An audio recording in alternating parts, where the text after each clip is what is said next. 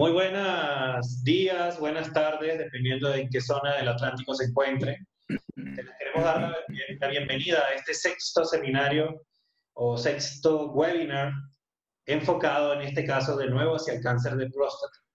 Tenemos un grupo bastante interesante de temas que vamos a tocar el día de hoy con unos invitados espectaculares que, bueno, básicamente se presentan por sí solos. Tenemos al doctor Arquímedes Rodríguez, quien se encuentra en la Clínica Indisa en Santiago de Chile, el doctor Moisés Rodríguez Socarrás, que se encuentra en Madrid y que nos va a exponer también bastante interesante los protocolos de biopsia por fusión con micro-ultrasound. El doctor Bianco, bueno, que en algunos minutos nos va a venir a acompañar, y el doctor Rafael Sánchez Salas, que se ha vuelto pues como nuestro principal mecenas en el tema, y que nos va a colaborar también con su información. Entonces, bueno, le voy a dar paso de entrada al doctor Arquímedes Rodríguez. Sí. Ya bueno, mencionaba, no tengo conflicto de interés con esta presentación, les hacía mención de que la biopsia prostática es un procedimiento muy frecuentemente realizado a nivel mundial, a pesar de una alta tasa de falsos negativos, de que pierde un número importante de cánceres clínicamente significativos y de que tiene un 25% de su estratificación. Además, detecta muchos cánceres de bajo riesgo, de los cuales un 5% solamente van a morir de cáncer en un seguimiento de 15 años. En la actualidad, ¿por qué se recomienda biopsia tradicional? La respuesta es sí. El estudio PROMISE demostró una mayor detección de cáncer significativo a favor de la resonancia magnética versus la biopsia transrectal. Y esto fue validado por un metaanálisis de la base de datos del Cochrane en el año 2018. La biopsia dirigida por resonancia es el nuevo estándar. Lo que creemos nosotros es que podría detectar más cáncer significativo y menos cánceres indolentes. Y en un escenario de pacientes con biopsia previa, el metaanálisis Cochrane dice que sí, que la biopsia dirigida detecta más cánceres significativos con un odds ratio de 1,44 para cáncer grupo grado 2 y un odds ratio de 1,64 para cánceres grupo de grado 3. Esto significa que si hacemos una biopsia dirigida, la probabilidad es de 1,64 veces de tener un cáncer de próstata clínicamente significativo, y esto valida este abordaje en este escenario de pacientes. En los pacientes sin biopsia previa, el metaanálisis Cochrane dice que no aporta en la detección. Sin embargo, contamos con más evidencia en la actualidad, y el estudio Precision Trial dice que la biopsia dirigida detecta más cáncer significativo comparado con la sistemática para cáncer grupo de grado 2, y el estudio MRI First dice que salió positivo para mayor detección a la biopsia dirigida con respecto a la sistemática para el grupo de grado 3. Y esto valida la recomendación de la resonancia en pacientes sin biopsia previa. Con respecto a si hacemos dirigida, sistemática o combinada, un reciente artículo publicado en el New England demostró que la biopsia combinada detecta hasta un 10% más de cáncer significativo versus los otros dos abordajes, y que tiene un upgrade hacia un grupo de grado mayor hasta un 21,8%. Adicionalmente, en la pieza de prostatectomía radical solo hay upgrade en un 3,5%. Entonces, la recomendación de las guías europeas 2020 es realizar una resonancia previo a la biopsia y realizar una biopsia combinada. Con respecto al abordaje transperineal versus el abordaje transrectal, un metaanálisis ha descrito que tienen una similar precisión los dos abordajes, pero con menos riesgo de infección para el abordaje transperineal. Y otro metaanálisis resultó a favor, con una mayor detección de cáncer significativo a favor de la biopsia transperineal, con un odds ratio de 2,37. Un estudio de no inferioridad resultó que la biopsia transperineal es no inferior con respecto a la biopsia transrectal, y la biopsia transperineal tuvo una mayor detección de cáncer clínicamente significativo. Cuando hablamos de infecciones, las infecciones más importantes en la biopsia transrectal son aquellas, las complicaciones más importantes son las complicaciones infecciosas, con un 5 a 7% de infección post-biopsia, 0,5 a 7% de sepsis, y ha habido un incremento en la tasa de hospitalizaciones a nivel mundial. Esto de la mano de que al mismo tiempo ha habido un incremento en la resistencia de las bacterias coliformes a la fluoroquinolona, teniendo hasta un 52% en algunos centros de resistencia. En Clínica Indisa, nuestros datos dan un 33% de resistencia a Escherichia coli por el ciprofloxacino. La otra cara de la moneda es que la biopsia transperineal se ha descrito que tiene tasas de infección cercanas al 0%, incluso con una sola dosis de cefazolina como profilaxis, y en algunos estudios solo con una cefalosporina oral. Esto ha hecho que la tendencia de la biopsia transperineal aumente en los 2 últimos años, al menos en el Reino Unido, pasando de un 17,5% a un 32,8%. Y que la AUA en los pacientes con riesgo recomienden una de las opciones del abordaje transperineal, de igual manera las guías europeas. En 2019, uno de los comisionados encargado de redactar las guías infecciosas para la Asociación Europea solicita remover las fluoroquinolonas como agente profiláctico para la biopsia transrectal, y además recomiendan, una de las recomendaciones es que podríamos cambiar a un abordaje transperineal. ¿Dónde estábamos en 2018 en Clínica Indisa? Estábamos haciendo biopsias prostáticas transrectales cognitivas. Y esto fundamentalmente, ya habíamos discutido que queríamos incluir una plataforma de fusión, pero nuestro jefe, el doctor Octavio Castillo, insistía en que solamente íbamos a cambiar de método si lo hacíamos por vía transperineal. En noviembre del 2018 se ofrece en Chile una plataforma, que es la plataforma de K-Fusión, y le avisamos al doctor Castillo que ya está disponible, y él nos dice que, ok, nuestro centro lo adquiere, lo disponemos en marzo del 2019, recibimos el entrenamiento que corresponde e iniciamos nuestra experiencia en julio del 2019. Yo les voy a hablar un poco de mi experiencia personal. Las indicaciones para solicitar resonancia es que los pacientes tengan un antígeno prostático elevado y o un tacto rectal alterado, o en pacientes en vigilancia activa, al menos deben tener una resonancia que sea de 1.5 Tesla. En nuestro centro tenemos un resonador de 3 Tesla. Contamos con 2 radiólogos que tienen experiencia en resonancia de próstata, y ellos categorizan las lesiones según la clasificación de PIRADS, e incluimos a los pacientes que tienen una lesión mayor o igual a PIRADS 3 para realizar biopsias por fusión. Nuestra plataforma es la plataforma de K3000, tiene un rotor milímetros. Todos los pacientes van.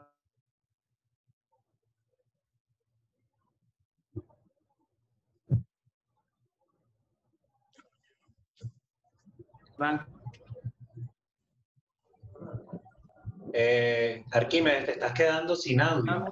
De 3 a 5 biopsias que tenemos según el rol. Acá nosotros vemos el stepper fijo, el mismo stepper, y vemos acá nuestro equipo de ultrasonido. Acá está ya el paciente en posición, y les voy a mostrar un pequeño clip donde nosotros introducimos la aguja en la coordenada que logramos ver en esta línea para tomar esto.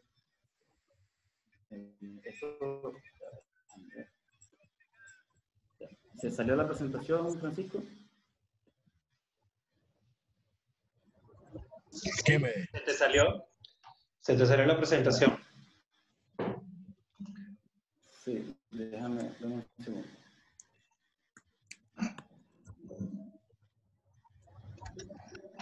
Ok, ¿retomó el video o no? Pásame el video, pásame. No, todavía no. Ahora sí, ya estás. ¿Ya estoy? Sí, ya estás. Déjame que algo pase acá. Ok, les mostraba un poco de nuestra técnica. Nosotros introducimos la aguja por la coordenada que nos marca el software en esta pantalla. Luego de introducir la aguja y tomar la muestra, marcamos cada muestra que vamos tomando y quedan registradas. Tomamos, como les mencioné anteriormente, de 3 a 5 muestras, y bueno, a continuación les muestro una reconstrucción en 3 dimensiones, solamente por fines didácticos. Vemos acá cómo están las lesiones tomadas. Vemos cómo tomamos ahora una segunda muestra en otra lesión, perdón, y mostramos una reconstrucción final en 3 dimensiones. Siempre comenzamos por la lesión sospechosa, posteriormente el lóbulo derecho con la sistemática, lóbulo izquierdo, vemos una reconstrucción. Este es nuestro reporte de informes. Las lesiones verdes están en la lesión sospechosa. Todas las lesiones amarillas son las biopsias sistemáticas. Vemos cómo algunas de las lesiones amarillas coinciden con la lesión sospechosa. Hemos realizado en la actualidad 65 biopsias transperineales por fusión entre julio del 2019 y marzo del 2020. La edad promedio de los pacientes es de 64 años, con un rango entre 42 y 82 años. El antígeno promedio fue de 8,3 nanogramos. 5% de los pacientes estaban en vigilancia activa y 11,6% de ellos tenían una biopsia previa negativa. 25% de los pacientes tenían un tracto rectal sospechoso y cuando los categorizamos según las lesiones, 18,3% tenían lesiones PIRADS3, 53,3% PIRADS4 y un 28,3% PIRADS5. El tiempo operatorio fue de 28 minutos con un rango entre 80 y 15 minutos. El volumen prostático fue de 55 ml con un rango entre 15 y 113 ml.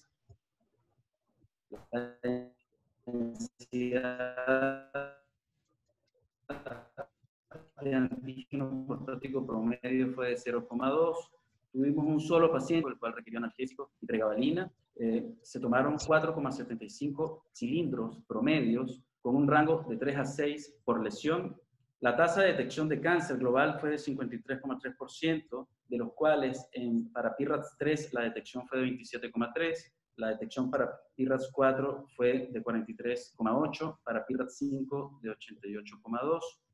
La detección de cáncer significativo en nuestra serie fue de 30%. No hubo cáncer significativo en las lesiones PIRADS3, 18,8% para lesiones PIRADS4 y 70,6% para lesiones PIRADS5. Con respecto a las lesiones del APEX y las lesiones anteriores, 24 de nuestros pacientes tenían, o el 53,3% de los pacientes tenían una lesión en la región anterior o del APEX de la próstata en la resonancia magnética.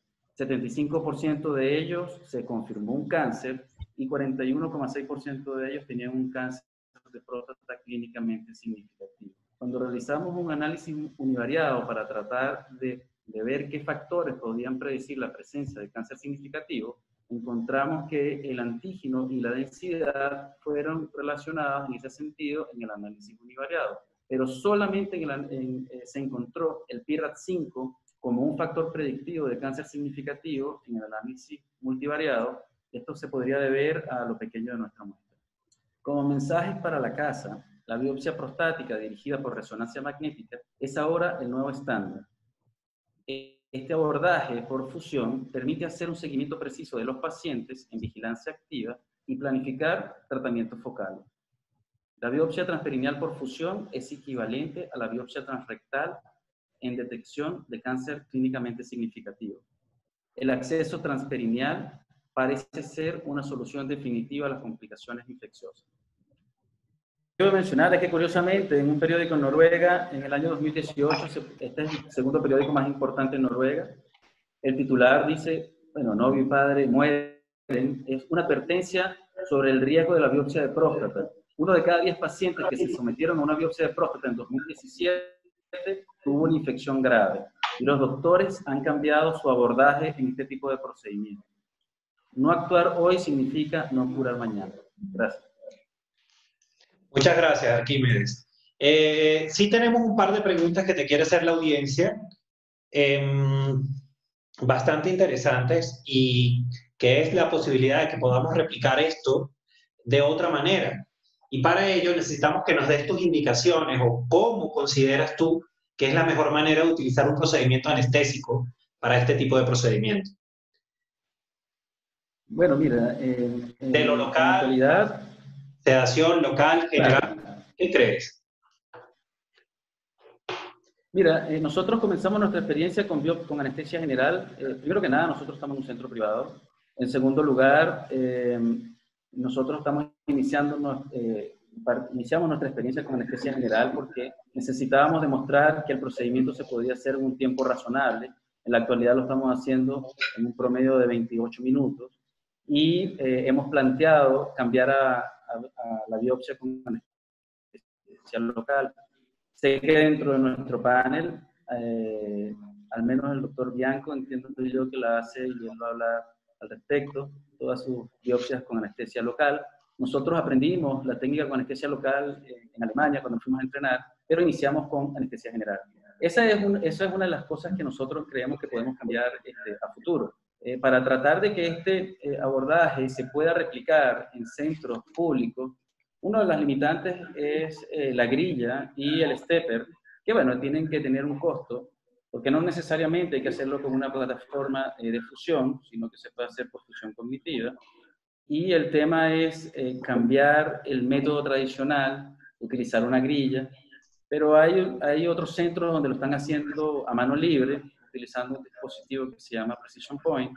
Yo creo que esas serían algunas de las estrategias que pudieran hacer que nosotros hiciéramos más asequible este tipo de abordaje en otros centros.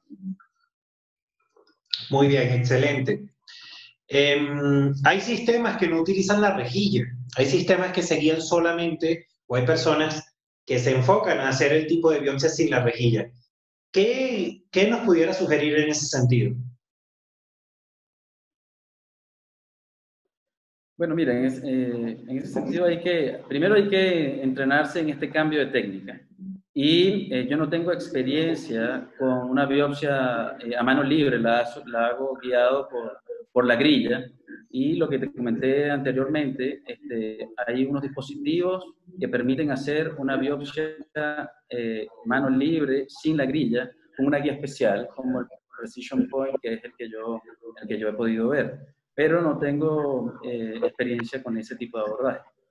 Verás, y dentro de nuestra audiencia tenemos personas que son desde residentes, inclusive tenemos médicos generales y obviamente pues especialistas. ¿Ustedes tienen un límite de edad o consideración para hacer la biopsia? Mira, no tenemos, o sea, en líneas generales si vamos en estricto rigor, la mayoría de los pacientes van entre 40 y 75 años, pero tú sabes que la indicación de la biopsia va dependiendo de cada paciente y nosotros nos guiamos por una recomendación de la Asociación Europea de Urología donde tratamos de establecer si el paciente tiene una expectativa de vida de más de 10 años y dependiendo de eso tomamos la decisión en pacientes mayores de 75 años de hacer una biopsia dirigida. Y usualmente, claramente tienen que ser pacientes mayores de 18 años de edad, pero en nuestra serie todos son mayores de 40 años. Ok, ¿y utilizan algún tipo de profilaxis antibiótica? O... No, como mencioné previamente, nosotros solamente utilizamos cefalosporina vía intravenosa, en este caso la cefazolina, durante la inducción anestésica. Los primeros 4 o 5 casos utilizamos amicacina y después como que nos daba un poco de miedo, pero ya hemos cambiado y nuestro protocolo es solo con cefazolina. Y en pacientes que están recibiendo algún tipo de anticoagulación, ya sea antiagregantes o anticoagulación en sí, ¿algún protocolo en particular o podemos tener un poco más de rango de seguridad al hacerlo por vía perineal? Totalmente. Una de las indicaciones, esa es una muy buena pregunta. Nosotros sabemos que una de las complicaciones más frecuentes es el sangrado transrectal. De hecho, yo tengo al menos 3 pacientes a los que le hemos tenido que colocar clips por vía endoscópica posterior a la biopsia por sangrado profuso. Y este abordaje da mucha seguridad ya que no vamos a hacerla a través del recto y la probabilidad de sangrado es menor que por el abordaje transrectal. Es una de sus fortalezas, es la parte de la infección y del sangrado. Muy bien, muchas gracias Arquímedes. Entonces vamos a continuar ahora con nuestras presentaciones y le damos paso a nuestro estimado Rafael. ¿Puedes compartir pantalla, Rafa? Reinicia tu audio, Rafa, disculpa que lo tienes en silencio ya. Creo que va Moisés, ¿no? Ah, Moisés, perdón. Hola, ¿qué tal? ¿Me escucháis? Sí, muy bien. Creo que sí. Bueno, muchísimas gracias por la invitación. Sí, creo que voy yo. Gracias, Rafael. Muchísimas gracias a todos por la invitación. Para mí, de verdad, es un verdadero placer Yo voy a hablarles algo acerca de lo que hacemos. Yo actualmente estoy en Madrid, en el Instituto de Cirugía Urológica Avanzada de Madrid, y voy a hablarles un poco de nuestra experiencia con el protocolo que hemos desarrollado aquí, que le hemos llamado el protocolo de Madrid, que es la combinación de microultrasonidos y también biopsias de fusión con resonancia magnética usando dos plataformas diferentes por vía transperineal. Muchísimas gracias, Arquímedes, por la excelente presentación. Ha estado muy bien todos los datos que nos has dado y el background que nos has dado de los estudios acerca de la resonancia magnética. Como bien ha dicho Arquímedes, la resonancia multiparamétrica y las biopsias dirigidas por resonancia multiparamétrica han incrementado la precisión y la detección de cáncer de próstata, permitiendo disminuir el número de biopsias innecesarias y el sobretratamiento del cáncer de próstata. ¿No? Entonces, como os decía, que los microultrasonidos son una tecnología nueva que se basa en alta resolución de imágenes con un 300% de incremento en la precisión de imagen con respecto a un ultrasonido normal. Es un procedimiento que permite realizar biopsias dirigidas o targeted en tiempo real, porque ves las lesiones en tiempo real y las puedes biopsiar. Tiene la ventaja también de que es un procedimiento que puede ser enteramente realizado por los urólogos, algunos autores han comentado que puede ser competitivo con la resonancia magnética. Nosotros hacemos las biopsias por vía transperineal.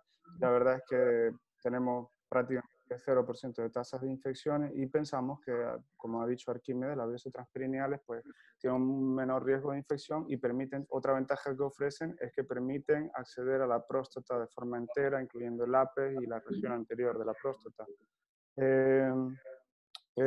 Esta es la máquina del microultrasonido, la que veis aquí a la derecha, y como dije, procedimiento rápido, sencillo y que permite hacer biopsias dirigidas en tiempo real por el urólogo. Las imágenes pueden ser interpretadas en tiempo real.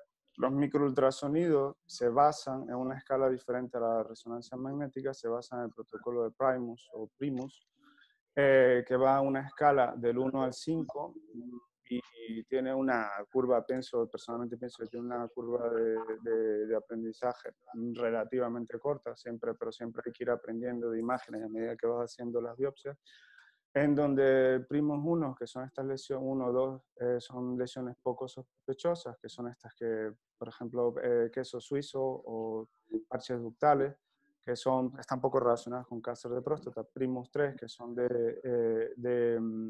de sospecha intermedia, y Primus 4 y 5, como estas que son Starry Sky y coliflores y sombras irregulares mezcladas con ecos mixtos, que son muy sospechosas de cáncer de próstata, que están muy vinculadas con cáncer de próstata clínicamente significativo. Ojo, estas imágenes, aunque a priori, cuando se está empezando o se está habituando a hacer microultrasonidos, puedan parecer que son calcificaciones de la próstata, no son iguales a las calcificaciones de la próstata, cuesta un poquito para cuando se está iniciando. Y cuesta un poquito también identificar algunas veces las imágenes de sombra irregular como esta, que al principio pudieras pensar que no hay transductor de ecógrafo porque hay una burbuja de aire o algo, pero son sombras irregulares que pues están vinculadas con cáncer de próstata clínicamente significativo. Son imágenes muy sospechosas. Nosotros, bueno, para resumir lo que había dicho, usamos dos plataformas. Primero hacemos la biopsia dirigida en tiempo real por vía transperineal con microultrasonido, que es esta máquina que está aquí, la de la derecha, y la imagen que está abajo a la derecha, donde se ven las imágenes de microultrasonidos en tiempo real y se pueden biopsiar. Y la otra plataforma que usamos para biopsia de fusión de imágenes de resonancia magnética, nosotros aquí tenemos la plataforma de Biopsy, que es el software que utilizamos para la parte de fusión con la resonancia magnética. Sin embargo, la máquina de microultrasonidos también tiene un sistema de navegación donde si hay una imagen ya conocida en la resonancia magnética, se puede marcar, como esta que ven aquí en rojo, y cuando vas navegando con el sistema te dice dónde está. Usamos rejilla o plantilla transperineal, la de la izquierda esta, no sé si la veis bien. La de la izquierda, esta de plástico, es la que usamos vía transperineal para los microultrasonidos, y la de la derecha es la que tiene el sistema Biopsy. el de la biopsia de fusión de resonancia magnética. Aquí podéis ver un vídeo, usamos stepper, un brazo articulado para el montaje del sistema de microultrasonido, que es este que veis aquí en el vídeo, y sobre ese montamos el brazo, el transductor de alta definición de los microultrasonidos. Es relativamente rápido y sencillo porque solamente se pudieran hacer también a mano alzada. De hecho, en nuestra serie, pues el 80% más de las biopsias se han hecho con stepper, con el brazo articulado, pero si lo hace sin el brazo articulado, pues nosotros analizamos los datos y tampoco hubo mucha diferencia. Yo la verdad es que prefiero el stepper porque te da libertad en las dos manos para tomar la biopsia. Lo que se hace, la biopsia transperineal, cuando las hace, para los que no están habituados, el esquema que está arriba a la izquierda muestra cómo es el sistema de rotación hacia la derecha de 0 grados y hacia el medio es 90 grados en línea con la uretra, y hacia el lado izquierdo es los 180 grados. Lo digo porque el sistema de navegación, cuando estás con la máquina, te indica los grados de rotación en los que estás y es con los que puedes identificar el área de la próstata en la que te encuentras. Como ves, aquí a la derecha hay un área sospechosa, lo que se ve con los microultrasonidos. Por ejemplo, esto es una sombra irregular con Starry Sky. Y aquí en la imagen de la derecha, veis en el ápex prostático una sombra, aquí una imagen muy sospechosa, que esta fue, al biopsiarla, resultó un cáncer de próstata clínicamente significativo. En la segunda parte de nuestro protocolo, nosotros desmontamos la máquina de microultrasonido y usamos una plataforma la plataforma de fusión de la imagen de resonancia magnética. En nuestro caso tenemos el Biosip, pero bueno, se puede hacer con cualquier plataforma de resonancia magnética. Y como veis aquí un compañero, pues después que haces la fusión con la resonancia, haces el contorno de la próstata de la lesión, tomamos las biopsias siguiendo, pues con la ayuda del software, tomamos las biopsias por vía transperineal.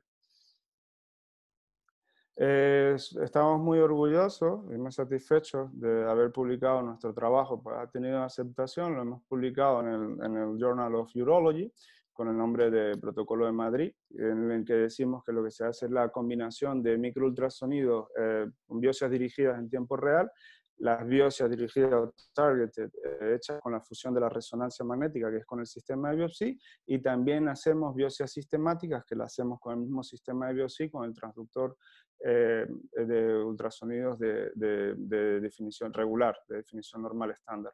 También lo hemos presentado en varios congresos, o sea, ha estado aceptado en el Congreso Americano, en el que este año es virtual, y en el Congreso Europeo, también en el Congreso del ESUP.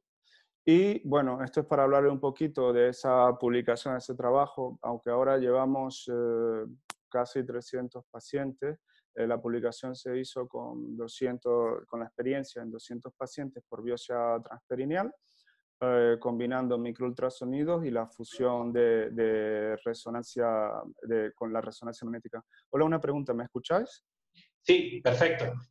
Ah, vale, como no escucho, perdona. Estamos en absoluto silencio. Vale. Entonces, nada, esto es para hablar un poquito del trabajo, que estamos muy contentos que le pusimos el nombre del Protocolo de Madrid, pues y ha gustado, parece que ha llamado la atención. Pues bien, tenemos nuestra experiencia con 200 pacientes. Ahí en la foto de la derecha podéis ver las dos máquinas. Nosotros usamos primero los microultrasonidos y después el sistema Biopsy, porque tenemos los dos sistemas.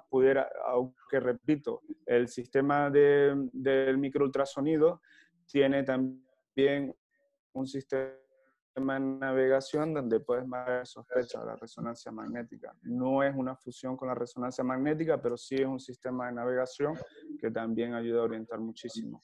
Y bien, esta fue la experiencia con pacientes de febrero del 2018 a septiembre del 2019. Usando lo más relevante del sistema de microultrasonido es que tiene este transductor de alta definición y que trabaja a 29 MHz, y usamos también stepper y este stepper que usamos para los microultrasonidos. Como os mencioné antes, está la guía transperineal y este es el esquema con el que se toman las biopsias por vía transperineal, que la rotación a 0 grados a la derecha y a 180 grados, que correspondería al lóbulo prostático derecho. La parte derecha de la próstata está hacia la derecha. Es el movimiento que hay que hacer, el que hay que habituarse para tomar las biopsias por vía transperineal. Este es un ejemplo, en el mismo caso, un paciente que tenía esta lesión en el APES, un primo 4-5, que es una sombra irregular aquí en el APES prostático, se le tomó la biopsia. Como ven, por vía transperineal se puede acceder perfectamente al APES prostático, también a la parte anterior de la próstata, y al final esto fue un cáncer de próstata clínicamente significativo, fue un Gleason 7.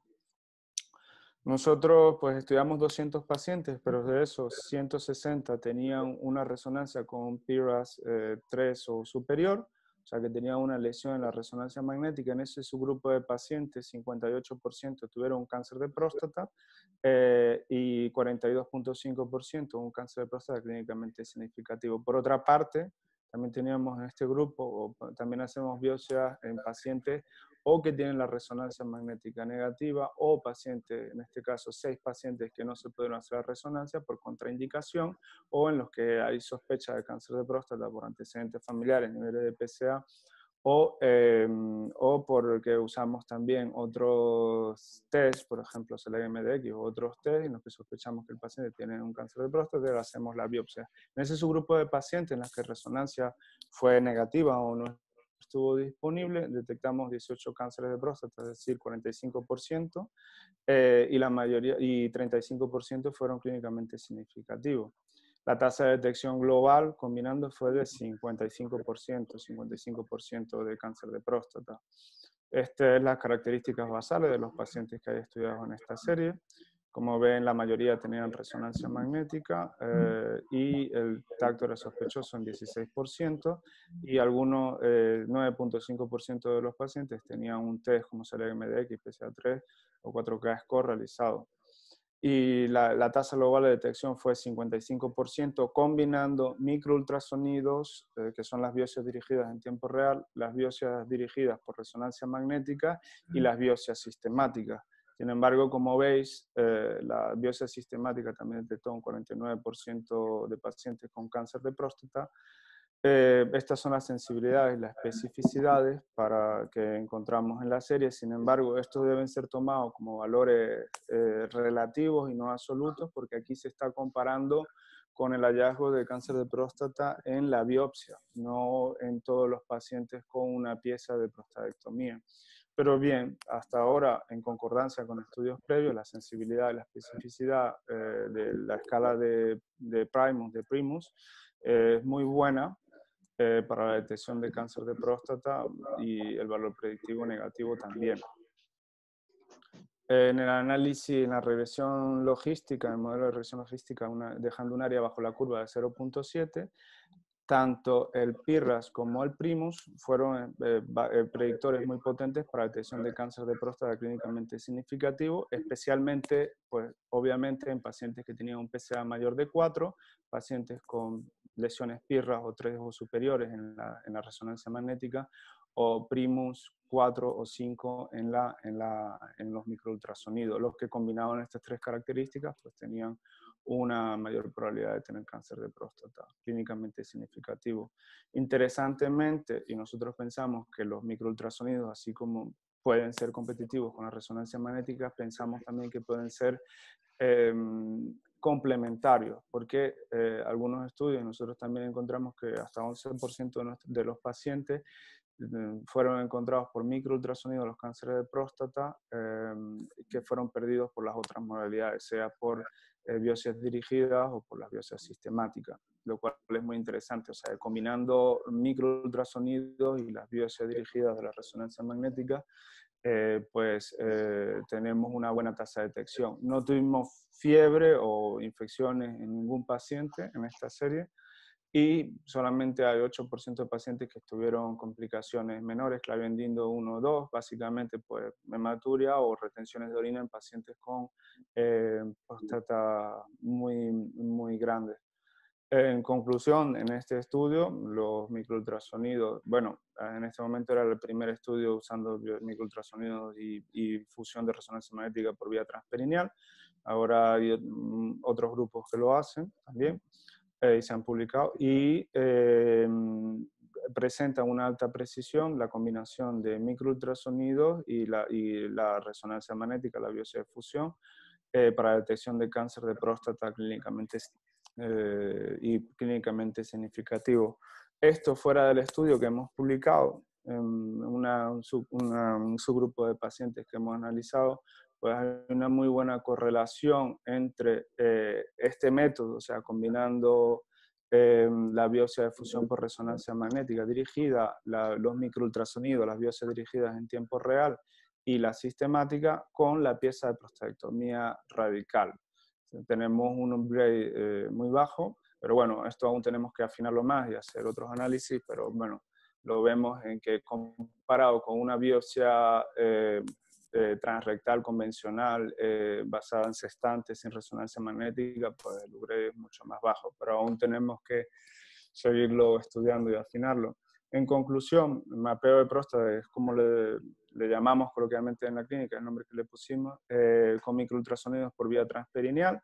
Ofrece tasas de detección muy buenas de cáncer de próstata y cáncer de próstata clínicamente significativo, con tasas de complicaciones infecciosas debido a la biopsia muy baja o prácticamente inexistente. Vamos, yo no he visto un paciente con fiebre o sepsis por una biopsia transperineal en los últimos 2 años, de las que se han realizado aquí.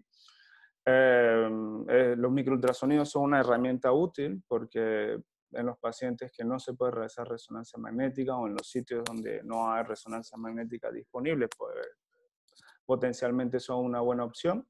Es una técnica relativamente sencilla y cualquier método o técnica que ayude a incrementar, esto está en continua evolución y los métodos que ayuden a incrementar su reproducibilidad y estandarización pues son aconsejables y la combinación de resonancia magnética, microultrasonido, toda la tecnología que tenemos disponible, así como el uso de biomarcadores, pues son herramientas que nos permiten dirigir más los pacientes que se deben realizar una biopsia y para encontrar cáncer de próstata en aquellos que clínicamente significativos para evitar sobretratamientos y son herramientas útiles en general.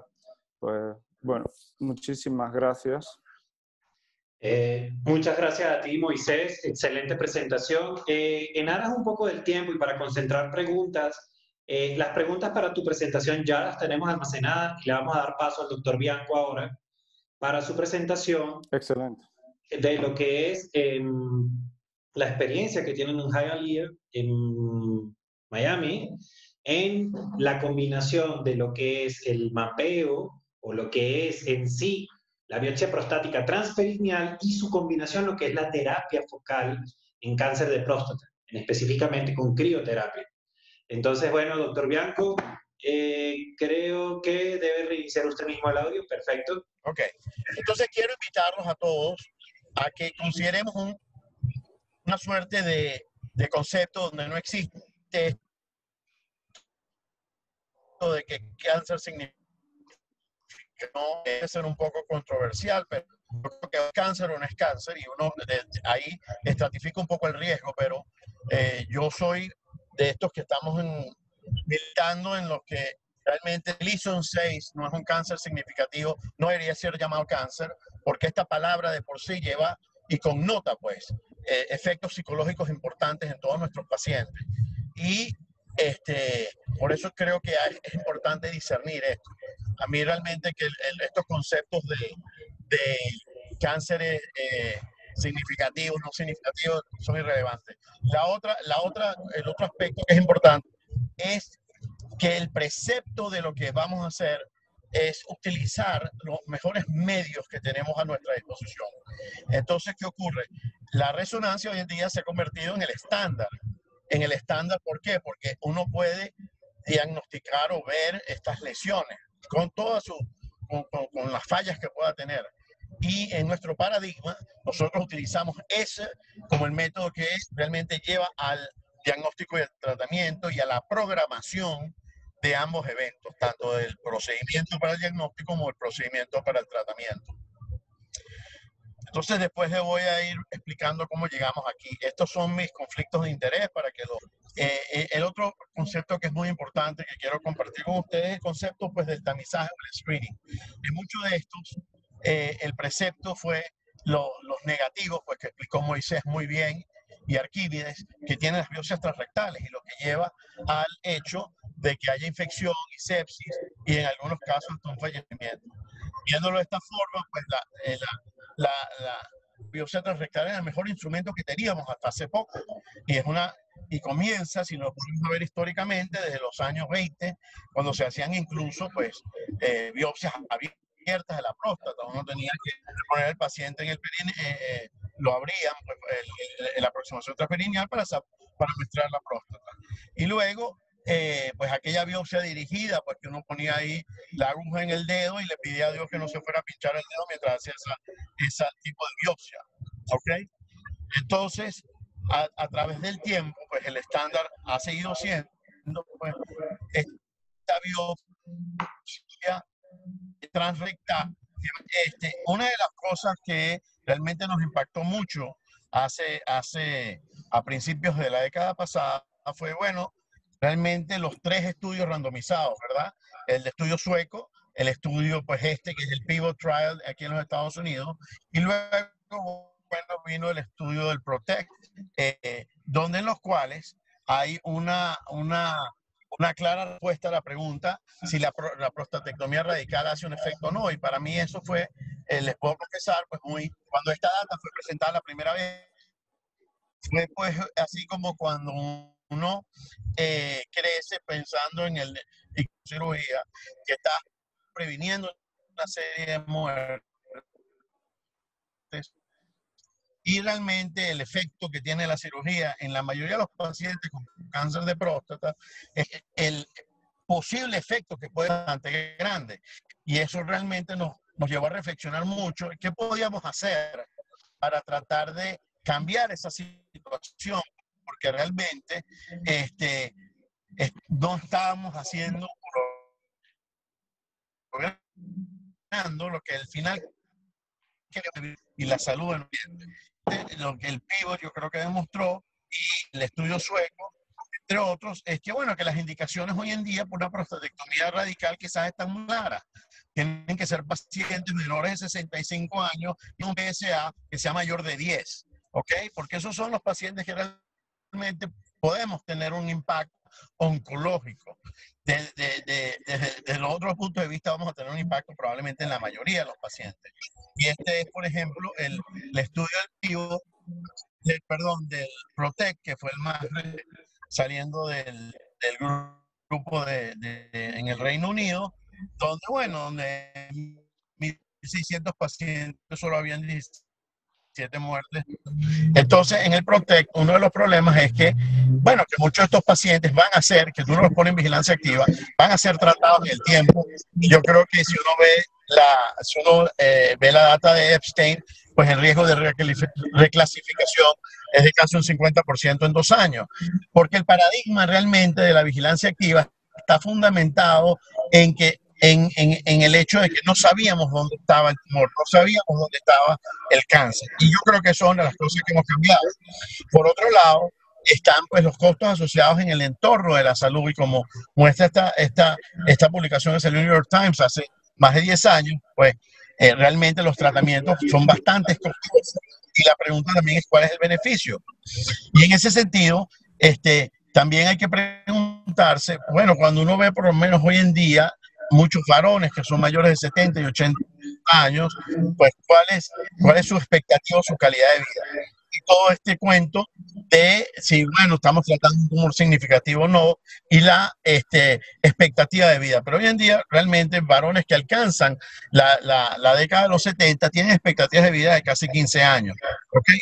Uno de los problemas realmente que ha sido perturbante con las recomendaciones que hizo pues este Task Force en los Estados Unidos sobre el despistaje fue que ha disminuido la detección del cáncer y ha aumentado la detección del cáncer metastásico, y eso es realmente algo muy triste, ¿no? Porque el problema realmente fue la recomendación de que se le dio inicialmente a cualquier despistaje. Este evento que está ocurriendo ha llevado a que ese mismo Task Force cambie el despistaje y recomiende que, bueno, que no se pone en un A o B, pero un C porque que sea una discusión, pero la pregunta es porque ellos se considera, basado en todos los estudios, que el daño es ser mejor que el beneficio. ¿Dónde comienza el daño? El daño comienza realmente en el momento que se hace una biopsia rectal y pueden haber efectos colaterales por esto. Esto ha llevado, yo creo que a que la resonancia magnética nos ayude a identificar de una forma mucho más precisa dónde están esos tumores y después abra la puerta a decir, bueno, si ya sabemos dónde está el tumor y confirmamos dónde está el tumor, ¿cómo podemos hacer para destruir el tumor? Y en eso empezamos a trabajar realmente a partir del año 2013. Escribimos un protocolo en ese sentido y realmente comenzamos a ofrecerle una opción a nuestros pacientes desde ese tiempo. Y el protocolo realmente comienza con el paradigma de tratamiento, es decir, bueno, si nosotros podemos utilizar para identificar los tumores y tratarlos, entonces eso le puede dar mejor calidad de vida a los pacientes. Y en el protocolo decidimos escoger hacerlo bastante amplio y no realmente restringir a muy bajo riesgo, sino en función de lo que nos dicen los estudios randomizados, que realmente la mayoría de los pacientes, o los observas o los operes, pues van a tener la misma cantidad de vida. Nuestro paradigma es un paradigma fundamentado en la calidad de vida. Entonces, en ese sentido, una de las cosas que nos 14 fue un protocolo de anestesia local al perineo, porque hasta aquel entonces realmente el perineo era como un área donde solamente lo puedes intervenir si estás en el teatro operatorio, y que esto nos permitiera llevar esto también de la oficina, como que si fuéramos dentistas, por decirlo de una forma, ¿no? Y entonces, y realmente empezamos a hacer este manejo de crioablación, que les voy a hablar en un momento, a través de la aproximación transperineal, y eso nos llevó a un análisis en el cual identificamos que en el 2017 que si teníamos los pacientes diagnosticados con biopsias transrectales, pues había un riesgo de 25% más de que aquellos iban a tener fallos o íbamos a conseguir cánceres cuando se le hiciera la biopsia al año.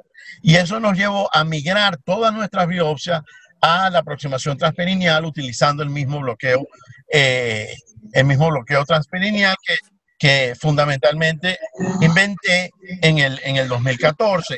Y en vez de irnos pues por el paradigma de publicarlo en los journals y eso, realmente lo que hicimos fue patentar nuestra aproximación y nuestras ideas y a dónde pensamos que va a ir el camino.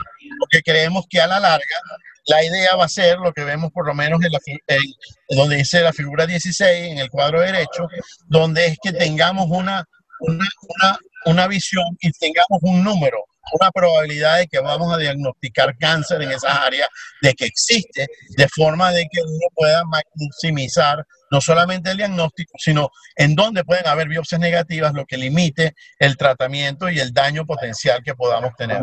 Y hoy en día hemos establecido pues un método o un mecanismo en el cual buscamos que el médico o el urólogo evalúe al paciente, ordene la resonancia y luego viene todo un proceso por decirlo así, detrás de las cortinas, donde se procesa la resonancia, se identifican las lesiones y se planea la biopsia.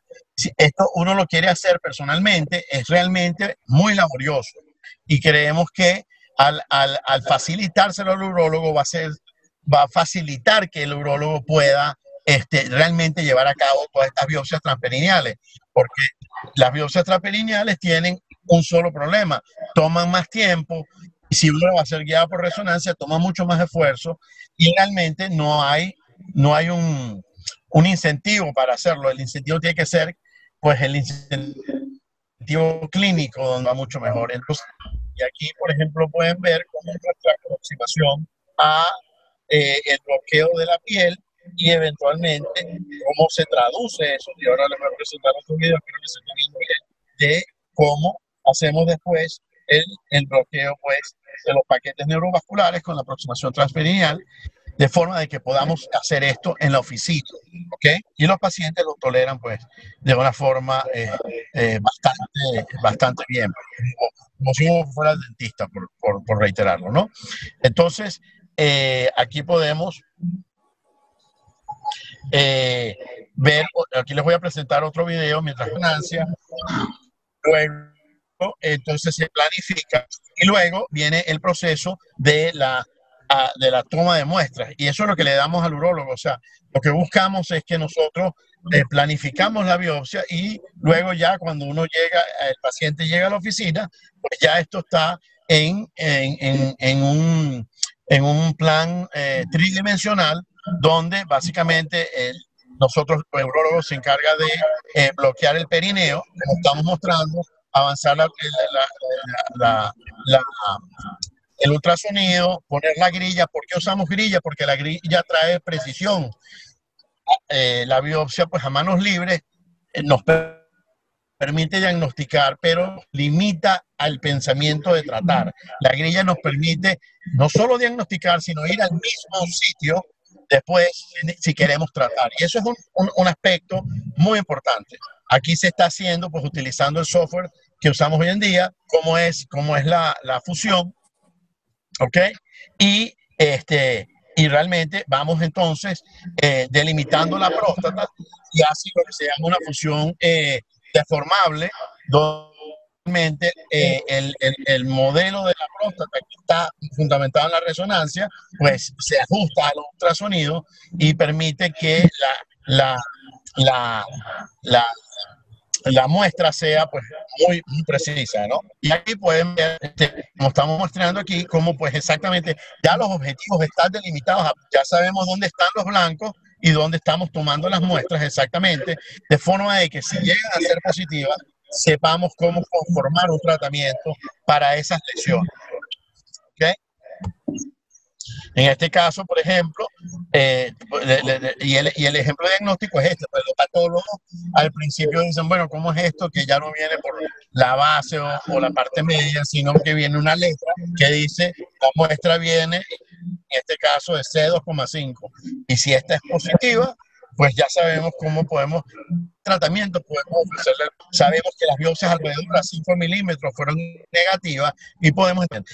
¿Y cómo hacemos ese tratamiento? Este es un ejemplo en este video, igualito, pues utilizamos la plataforma de fusión que hoy en día hemos trabajado, que fue diseñada y dirigida por el University College en London, y donde realmente hemos podido lograr hacer una plataforma de tratamiento, a diferencia de utilizar las plataformas de biopsia, como por ejemplo presentó Arquímedes en el BK Fusion, que es involucrado en su diseño, y transformarlo más bien en una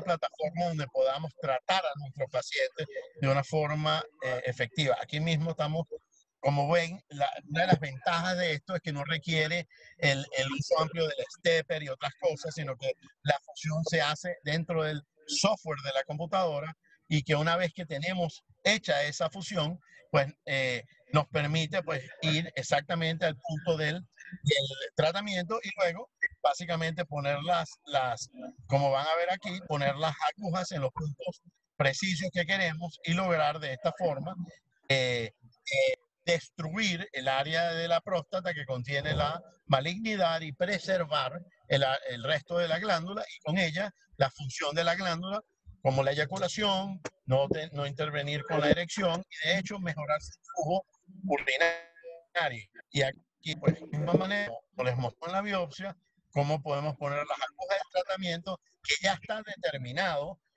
dicho en base a la resonancia y en base a la patología de dónde se van a poner. Entonces tratamos de evitar que exista ese fenómeno aleatorio que se traslada a la larga en variabilidad. Y esa variabilidad es en parte, pues, lo que hace que los resultados no sean consistentes en el tiempo.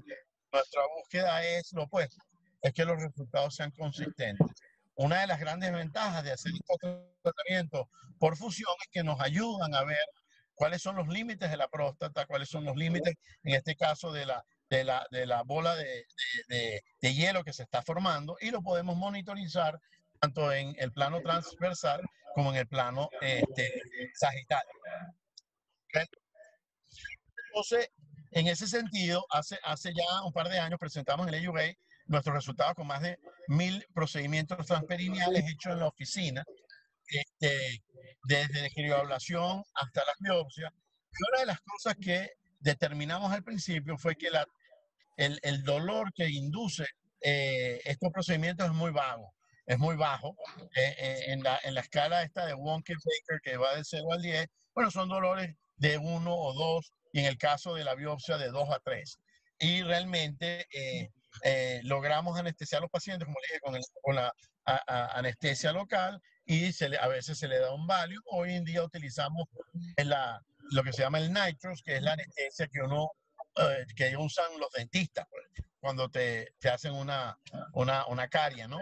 En ese sentido, podemos ver que la precisión de la grilla es aproximadamente de un 66% en el mismo punto donde lo ponemos planificado, y a veces hay que moverse 5 milímetros o hasta 1 centímetro. La sensibilidad de las biopsias que hemos visto el último año, para dejarles un ejemplo, que nosotros hicimos biopsia solamente transrectales, fue el 2013. A partir del 2014 comenzaron biopsias transperineales, y realmente en los últimos años han sido solamente transperineales. Y la sensibilidad de la resonancia ha sido que si tiene un PRAS 3 de un 63%, un PRAS 4 79% y un PRAS 5 94%. Lo interesante de esto es que en el 2013, por ejemplo, con biopsias transrectales, la detección de cáncer fue un 27%. Y en el 2019, transperinealmente, la detección de cáncer que tenemos hoy en día es del 44%. Los efectos adversos los muestra la tabla y son muy bajos, afortunadamente. Como lo explicó Moisés también, son usualmente retenciones urinarias, una que otra orquitis, etc. Entonces hay una serie de beneficios de la biopsia transperineal, que no exista la sepsis, que haya precisión diagnóstica, que se puede biopsiar todas las zonas de la próstata. El grid nos permite volver al mismo sitio, y hay una ventana hacia la terapia. ¿Okay? Realmente pensamos y esperamos que alguna de las sociedades tenga la potestad o la voluntad en el futuro de realmente hay que abandonar la biopsia transrectal. La biopsia transrectal creo que cumplió su rol, pero creo que ya en el 2020 no se justifica. Uno de los aspectos de la aproximación transperineal es que lleva, como les comenté, al tratamiento local. Hoy en día, esto es un análisis que hicimos hasta septiembre del año pasado, pero a la fecha, más de 700 pacientes. Y como pueden ver, una cosa lleva a la otra. ¿Por qué? Porque al tú saber y poderle ofrecer al paciente que puedes destruir ese tumor, eso te permite darle una alternativa al blanco y negro que existe entre no tratar y tratar. ¿Ok? Y en este sentido, los pacientes que hemos tratado, la mayoría han tenido un PSA por debajo de 10, la mayoría han tenido un estadio clínico T1C, y tienen, pues, por supuesto, un examen rectal positivo solamente en un 23% de los casos. Aquí pueden ver los PRAS de los pacientes que hemos tratado, que refleja mucho la detección que hemos hecho con las biopsias. 4 de ellos fueron pacientes que se descubrieron tumores incidentales, pero la mayoría han sido PRAS 3, 4 y 5, ¿no? Cuando vemos el dolor de estos pacientes, como pueden ver ahí, la mayoría dicen que tienen un dolor de 1 a 2, que es un dolor bastante tolerable. Y una de las cosas más interesantes ha sido el seguimiento. Le hacemos sus PSA del año cada 3 meses, y al año se le hace una biopsia. Podemos ver que el delta, el cambio del PSA, tiene un averaje de una disminución de 75% de su valor basal. Y esto ahora ya tenemos 230 pacientes que le hemos hecho la biopsia hasta el 2019, a septiembre al año. Y esos 230 pacientes, pues podemos ver que 37% de ellos tuvieron una biopsia positiva. Cuando empezamos a analizar qué predice una biopsia positiva al año o qué afecta eso, uno de los factores fundamentales fue cómo fue la biopsia anterior. si fue una biopsia transrectal o una biopsia transperineal. La biopsia transrectal, la aproximación es casi de 42% tienen una biopsia positiva, porque estás realmente diagnosticando una serie de pacientes que quizás tenían esos tumores que no había detectado antes. Una de las interesantes de esto también es que ¿cuál es el riesgo de conversión realmente? Que lo conviertas a prostatectomía radical y a radiación. Y hoy en día les puedo decir, corrimos unos números esta semana, y del grupo ya de casi 800 pacientes, tenemos 22 pacientes, bueno, que se han muerto de otras cosas. Y tenemos 20 pacientes que han convertido a prostatectomía radical. En el plot que les muestro, como pueden ver, el Gleason, pues, ha afectado el riesgo de conversión, y la conversión a la radioterapia también ha sido muy baja durante estos 5 años de seguimiento que ya tenemos muchos de estos pacientes. Una de las cosas más interesantes es, bueno, ¿qué ocurre cuando hacemos la biopsia? Porque al principio que comenzó el programa, en el 2014, durante el 2000, mínimo, pues menos del 5% de la glándula. Y eso nos ha llevado a considerar más el retratamiento en vez de convertirlo. Porque aparte de eso, podemos ver que muchos de esos pacientes que habíamos diagnosticado nuevos tenían Gleason, pues que sean 6, Gleason 7, entre ellos dos, que son casi el 80%. Por otro lado, empezamos a evaluar qué predice que tengas una biopsia positiva. Y lo más interesante es que la respuesta del PSA no lo hace, como no en nuestras series no lo ha hecho la densidad del PSA, como no lo ha hecho el estadio clínico, como no lo ha hecho, francamente, el Gleason score. Pero eso también porque la mayoría de nuestros pacientes han sido Gleason 6, 7, y mucho menos 8, 9 o 10, ¿no?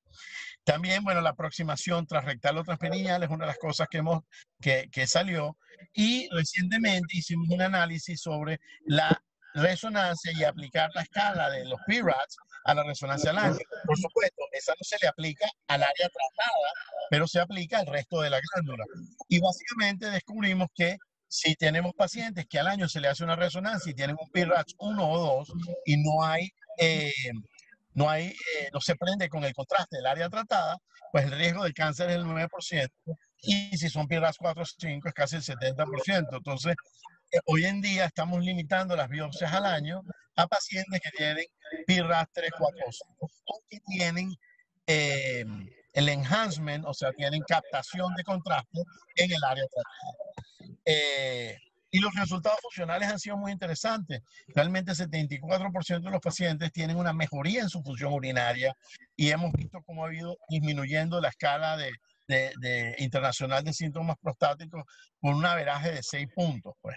La otra parte que en Miami es bastante importante y quizás en nuestros países latinos, es el hecho de que los pacientes preserven su eyaculación, no solamente la erección, pero su eyaculación.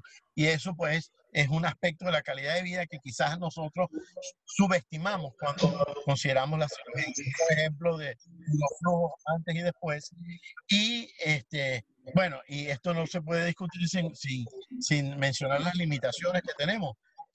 Son resultados ya que estamos teniendo de 5 años, un protocolo que hemos escrito que va a durar no menos de 20. Sin embargo, ha habido mucha reproducibilidad.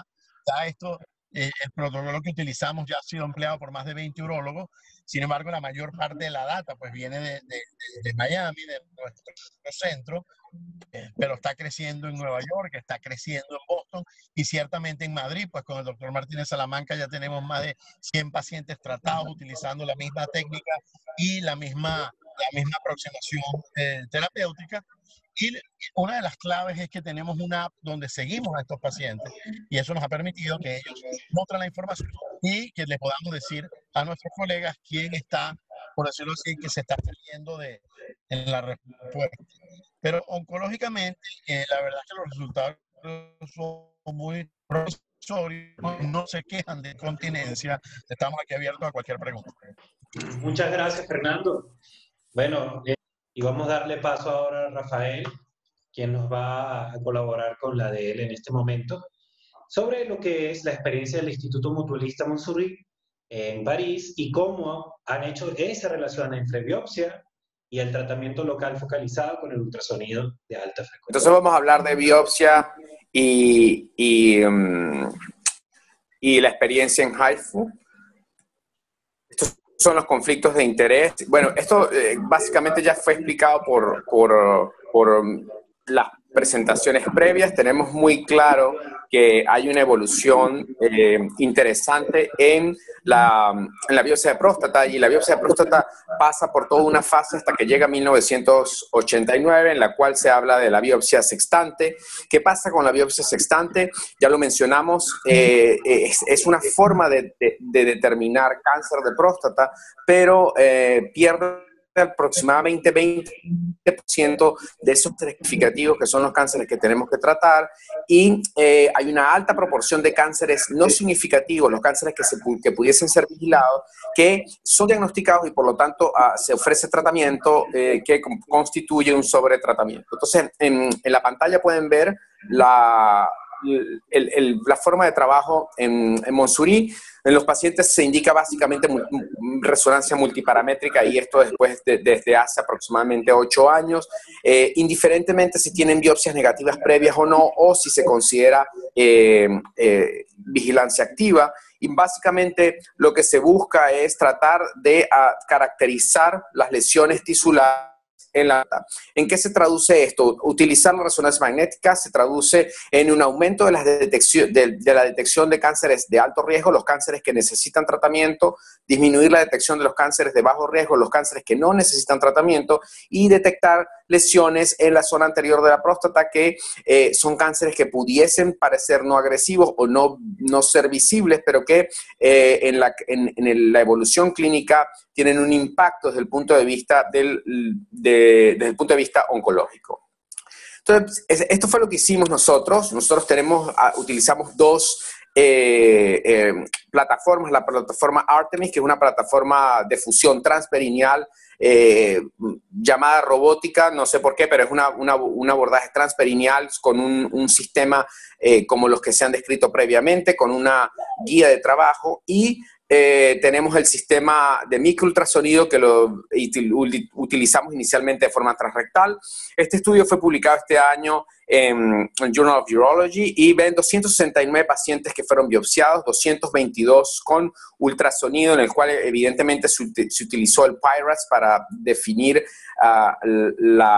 el tejido prostático, y 47 en los cuales se realizó microultrasonido y que se debió utilizar PIRAS y Primus, como se ha descrito, para verificar los resultados.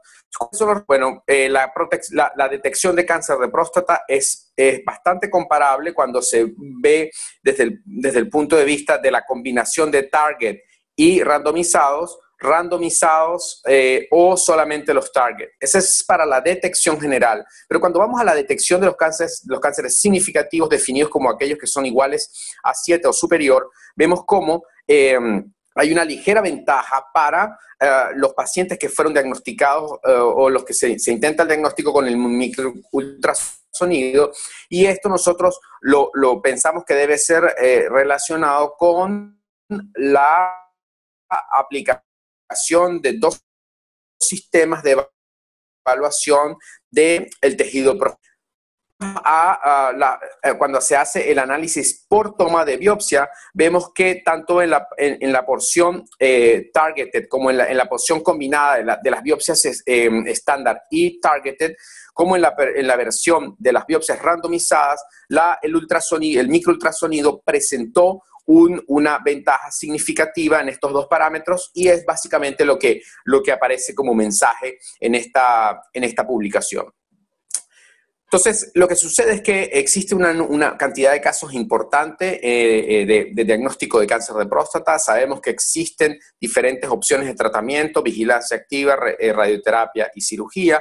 Y necesitamos nuevas formas de caracterizar el tejido prostático para evitar que siga habiendo sobretratamiento y, como se ha descrito, mejorar la calidad de vida de nuestros pacientes. En este caso, la terapia focal tiene un rol importante, y nosotros pensamos que en el espectro del cáncer de próstata, exactamente lo que hemos hecho hasta ahora es básicamente tratar a todos o no tratar, si hablamos de vigilancia activa, pero existe una parte específica de la enfermedad en la cual se puede indicar terapia focal para controlar la enfermedad, preservando la calidad de vida.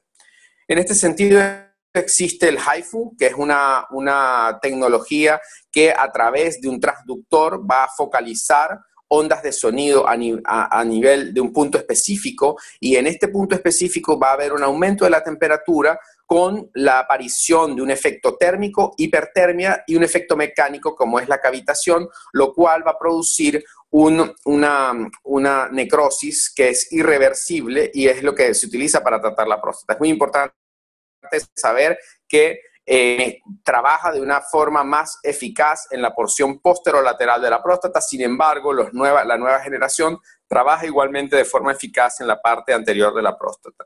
¿Qué se necesita para un tratamiento focal ideal? Se necesitan tres cosas: poder localizar, poder hacer el tratamiento con una energía, en este caso HIFU, y validar el tratamiento, verificar que el tratamiento que se hizo fue el correcto, y esto definido en base a parámetros oncológicos. Entonces, esta es la evolución de la tecnología HIFU que tenemos nosotros acá en París, y sabemos que hay que localizar, tratar y validar el tratamiento, y esto es lo que se ha hecho en cada uno de estos parámetros. En un principio se hacía una guía por ultrasonido, ahora mismo se utiliza la resonancia, y probablemente lo que se debe buscar en el futuro es tratar de hacer una realidad virtual que nos permita tratar de forma multimodal. La ablación ha sido mejorada con un sistema de ablación que permite versatilizar el tratamiento en el HIFU, y se utiliza ultrasonido de contraste en el tratamiento, en el post-tratamiento intraoperatorio, para verificar las zonas de ablación.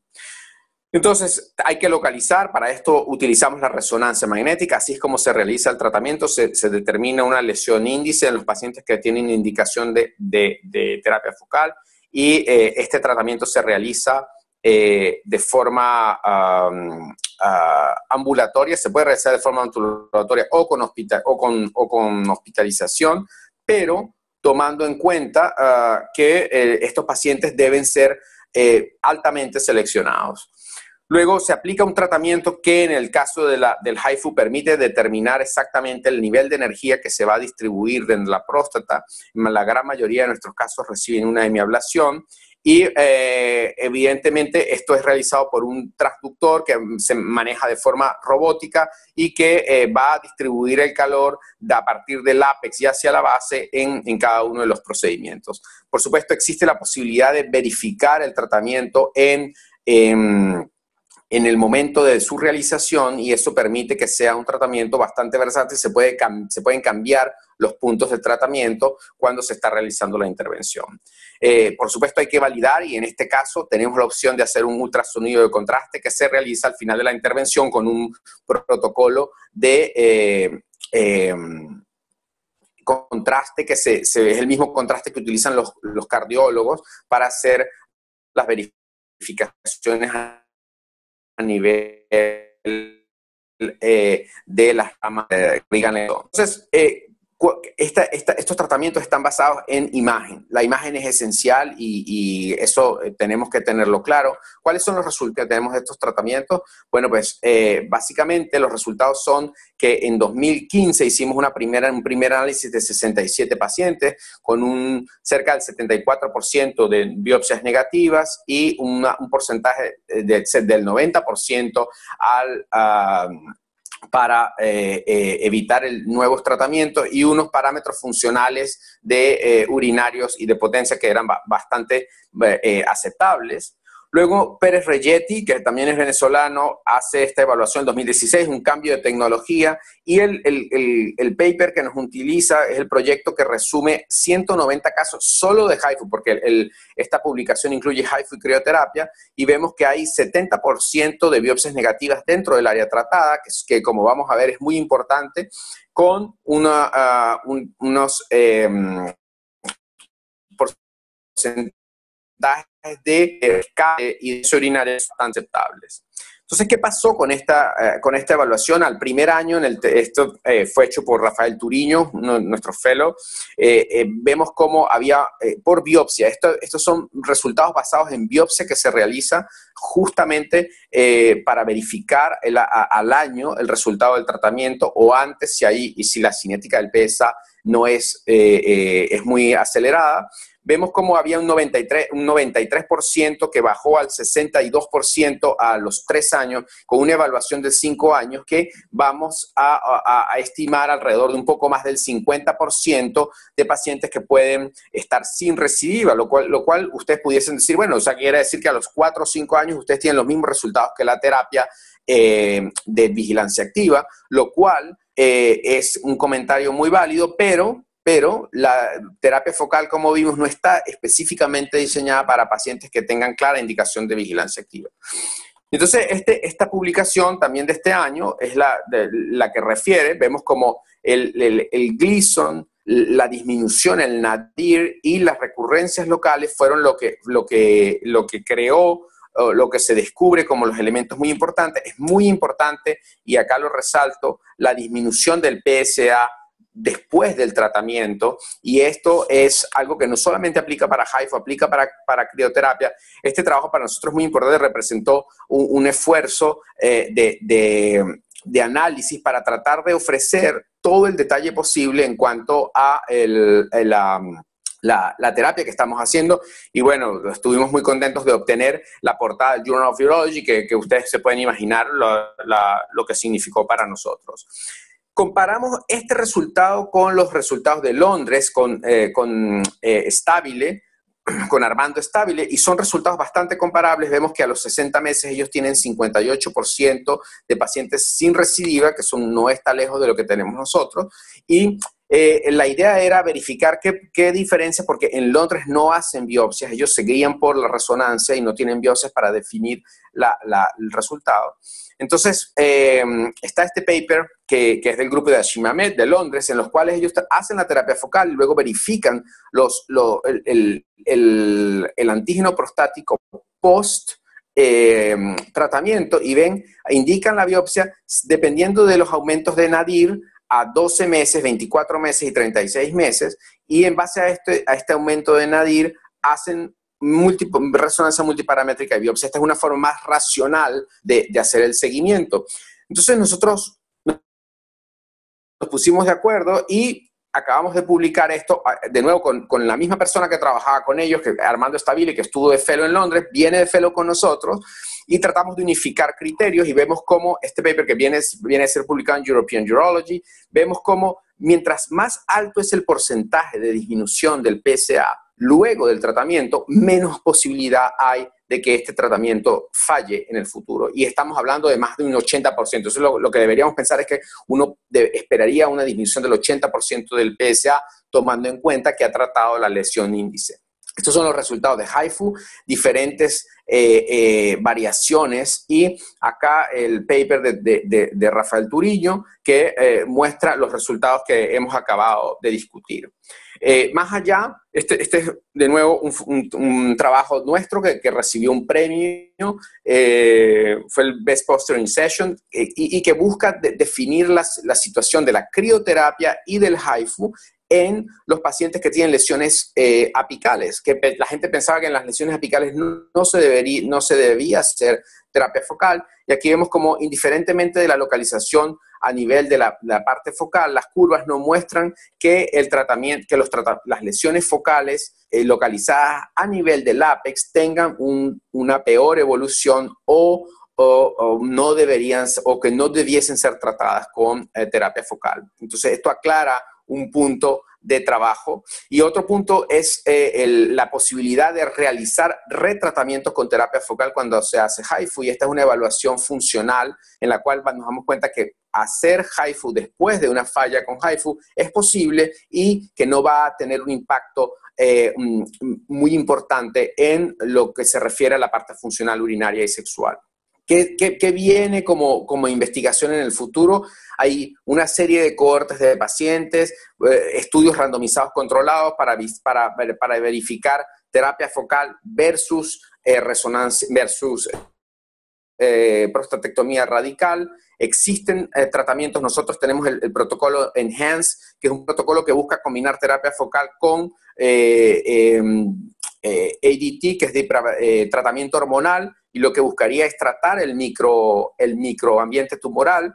Y estos son dos protocolos que es importantísimo mencionar. El protocolo Kronos Trial, que se divide en dos, esto lo hacen en Londres, y se divide en dos ramas, el Kronos A y el Kronos B, y esto da una clara idea de la importancia de la terapia focal. Veamos cómo en el Kronos A se randomiza a prostatectomía, radioterapia o braquiterapia, o terapia focal con HIFU o crioterapia. Esto de un lado para pacientes con PSA inferior a 20 y un antígeno, un Gleason score inferior a 4+3. Y luego en el Kronos B, que es igualmente interesante, se hace terapia focal sola o terapia focal combinada con finasteride o con bicalutamida. Todo esto en la idea de combinarlo, hacer una combinación que nos vaya a mejorar los resultados y que haga un impacto sobre el microclima tumoral en la próstata. Este es un protocolo muy importante porque tiene cierta similitud con el protocolo, con el STAMPEDE, con todo el respeto que se le pueda tener al protocolo, pero es lo que se buscaría, pero en un estadio localizado del cáncer de próstata. Y vamos más allá. Este protocolo es el Atlanta Trial, y que va a comparar radioterapia, prostatectomía radical o terapia focal, en este caso con HIFU, en pacientes oligometastásicos. Entonces, acá estamos hablando de pacientes oligometastásicos según los criterios Charted, y esto nos hace ver la importancia o el avance que está teniendo la terapia focal, que ya se incluye en protocolos randomizados controlados, en este caso para más de 900 pacientes en terapia focal. Entonces, para concluir, ¿qué sabemos de las biopsias? La introducción de la resonancia magnética cambió drásticamente el diagnóstico del cáncer de próstata. Las biopsias que son realizadas con guía de resonancia van a tener una alta detección de cáncer de próstata significativo, y eso es importante tenerlo en cuenta. No es infalible, hay un 10% de cáncer significativo que se puede perder, y en este caso es el microultrasonido el que pudiese surgir como un complemento en caracterización tisular que va a mejorar la tasa de detección. Hoy en día sabemos que biopsias Diana, targeted y sistemáticas es la forma ideal de hacerlo, más allá de lo que pueda decir el PROMISE Trial, y debemos tener claro que la detección del cáncer de próstata debe ir hacia una detección de las lesiones que se deben tratar. ¿Qué sabemos del HIFU o qué podemos decir del HIFU? No existe una energía ideal hoy en día. El HIFU y la crioterapia son las formas más frecuentes de tratar en cáncer de próstata focal, y se debe hacer un tratamiento del microclima tumoral para mejorar los resultados, sin duda, de la terapia focal. Probablemente en el futuro vamos a tener que definir claramente el antígeno prostático post-tratamiento, las biopsias y la resonancia magnética como una forma de obtener una racionalización de los resultados y poder seguir a estos pacientes de una forma particularizada. Muchísimas gracias. Muchas gracias, Rafael. Excelente presentación. Afortunadamente, no tenemos mucho tiempo, pero vamos a tratar de aprovecharlo al máximo, condensando lo que son las preguntas que se han ido desarrollando durante el chat, ¿verdad? Y bueno, como hemos mencionado, quizás uno de los primeros que le vamos a comentar es al doctor Moisés Rodríguez. Moisés, hay un par de preguntas que son dirigidas para ti y que son respecto al microultrasonido. Existen muchas preguntas, porque todo el mundo lo que trata de hacer es la traslación mental. Que imagínate, recientemente estamos haciendo de biopsias ecoguiadas a biopsias guiadas por la resonancia magnética y biopsias por fusión de la resonancia magnética, y no hemos terminado de aprendernos esto, y ya nos toca aprender biopsias por microultrasonido. Entonces, dentro de esto, ¿existe algún estudio o algún tipo de comparación que hayan hecho ustedes haciendo esta técnica del microultrasonido con lo que es el protocolo PIRADS? Es decir, ¿existe comparación entre lo que es el y lo que es el PREDS y el PRIMS. Hola, ¿qué tal? Bueno, veo que el doctor Rafael Sánchez Sala, muchísimas gracias, excelente presentación también. Bien, sí, nosotros al comparar los resultados de biopsias dirigidas por microultrasonidos, que son las biopsias dirigidas en tiempo real, con las biopsias dirigidas por resonancia magnética, no encontramos diferencias estadísticamente significativas. Pero estoy de acuerdo también con el doctor Rafael Sánchez Sala de que los microultrasonidos parecen ser una tecnología complementaria con la resonancia magnética para hallar aquellos pacientes, aquellos casos en los que la resonancia magnética pues, es negativa, las lesiones que se escapan a la resonancia magnética. Nosotros pensamos que la combinación de microultrasonido más biopsias dirigidas por resonancia magnética y las sistemáticas también pues, aporta una precisión, un mejor mapa de toda la próstata. Evidentemente, los microultrasonidos donde no hay, no hay disposición o limitación de la resonancia magnética, pues pueden ser una herramienta muy útil.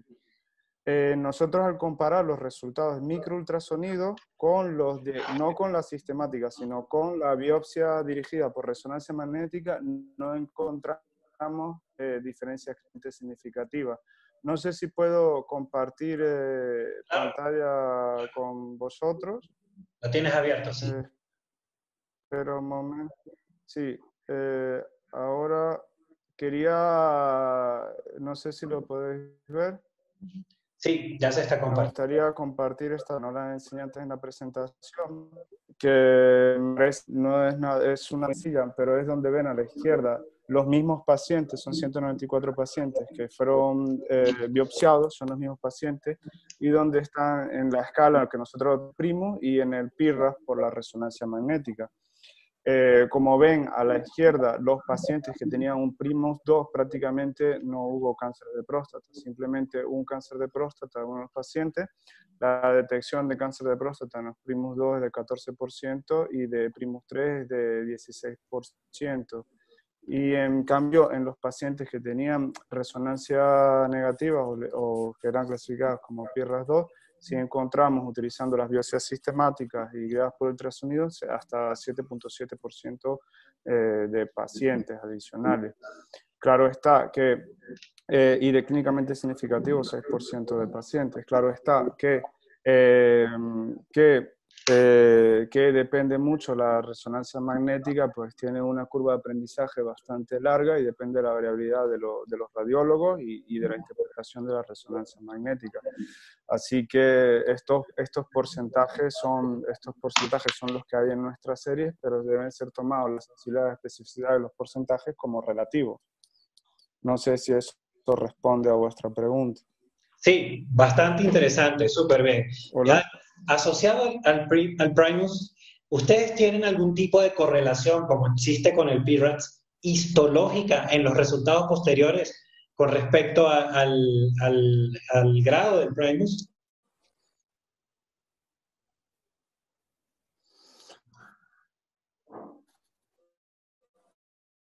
Sobre eso está trabajando. En Primus hay estudios que dicen, nosotros tenemos que pues, entre el Primus es más alto, pues el 4 y 5 están más correlacionados con cáncer de próstata clínicamente significativos y sus 2 o superiores.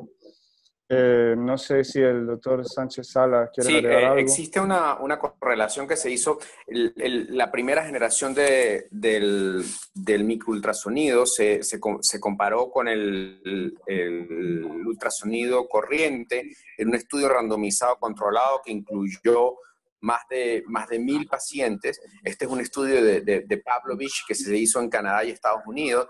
Este estudio muestra que efectivamente hay una correlación mayor del 70% para pacientes que tienen Primus 4 y 5. De hecho, este estudio consistía en 2 fases. Una fase en la cual el paciente, el médico no se entrenaba para realizar la biopsia con el Primus, y una vez que la biopsia era realizada, nos dábamos cuenta cómo existía una correlación importante para estas lesiones, lo cual era muy importante el aprendizaje y la maniobra en las lesiones apicales. Entonces sí existe una correlación que debe ser alrededor del 70-80% para Primus 4 y 5, que es un poco similar a lo que se ve en PIRADS. Sí.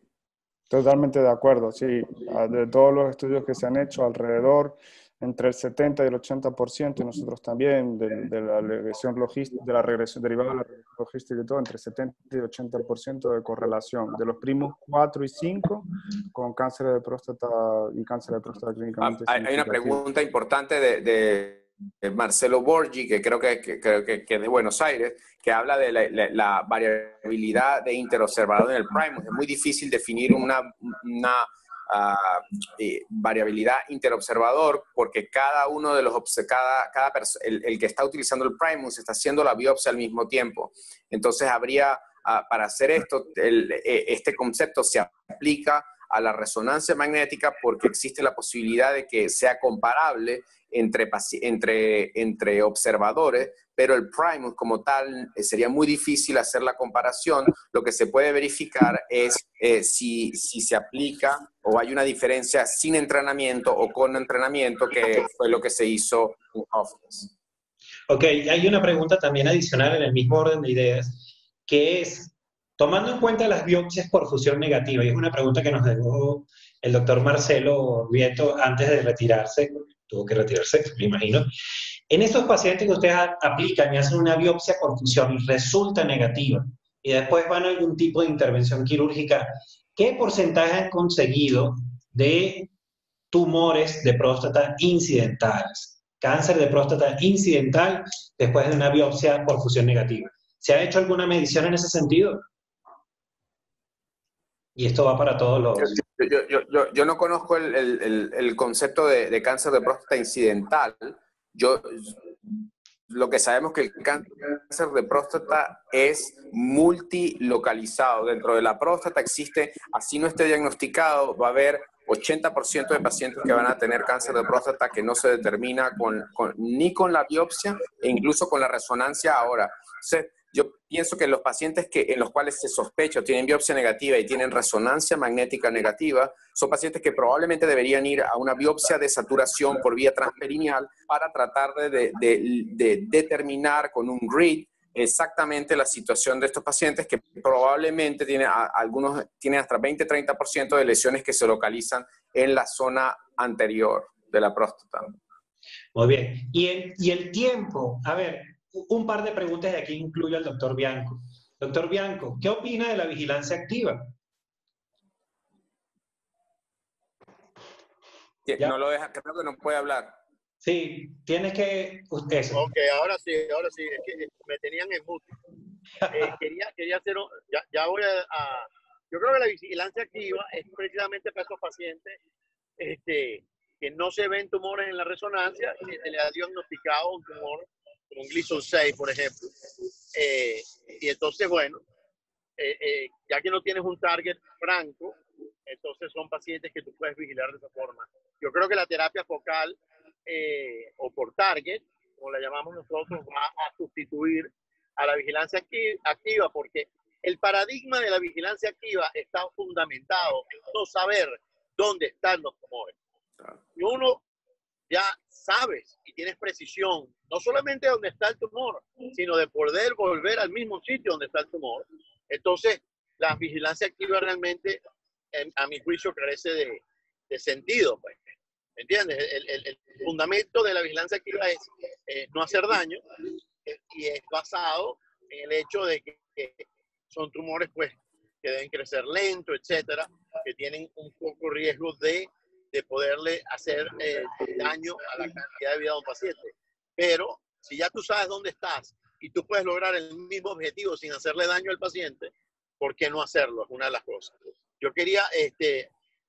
había otra cosa que quería preguntarle a Rafael y a Moisés, que están hablando de todas estas cosas interesantes de los microultrasonidos. ¿Cómo hacen esos estudios para que el individuo que está haciendo, o el urólogo pues, que está haciendo la biopsia, estas biopsias fueron sin que ellos vieran la resonancia para identificar estas lesiones? Porque si tú ves la resonancia antes, es como muy difícil que esa misma persona no no diga, bueno, aquí está la lesión que vi en la resonancia, que ahora se ve también en el ultrasonido. O sea, ¿cómo mides eso? Claro, no, claro, ese fue una de las, cuando nosotros hicimos la publicación, esa era una de las críticas, porque nosotros desde el principio dijimos, la resonancia no la vamos a abandonar y vamos a hacer el ultrasonido con la idea de la resonancia, pero por supuesto uno hace la resonancia y ya lleva una idea. Desde el momento que uno comienza a utilizar la resonancia, es muy difícil no utilizarla y no pensar en resonancia.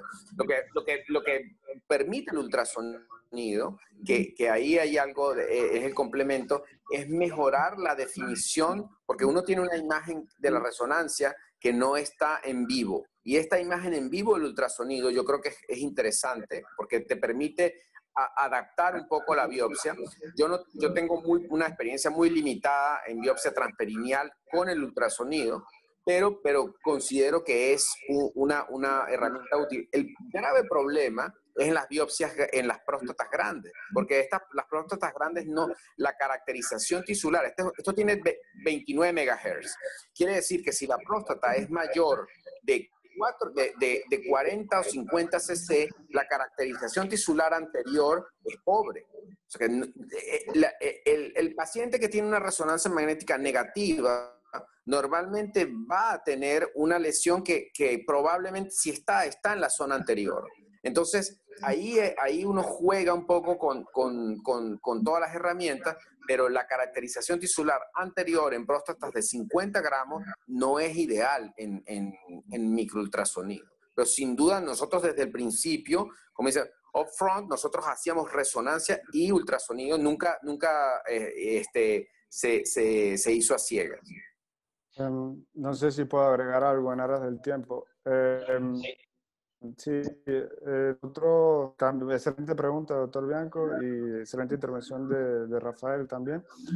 Sí, cierto que los pacientes que tienen próstatas grandes, los ultrasonidos en la parte anterior pierden visibilidad porque no penetran bien los microultrasonidos. Sin embargo, esto fue cuando nos preguntaron su análisis en el artículo que publicamos, nosotros no encontramos diferencias en la parte anterior de la próstata comparada en próstatas grandes comparadas con la parte basal de la próstata. No encontramos diferencias clínicamente significativas, pero es cierto que sabemos eso ya a priori, de que en la parte anterior pierden visibilidad. En próstatas grandes solemos tomar también de esa región.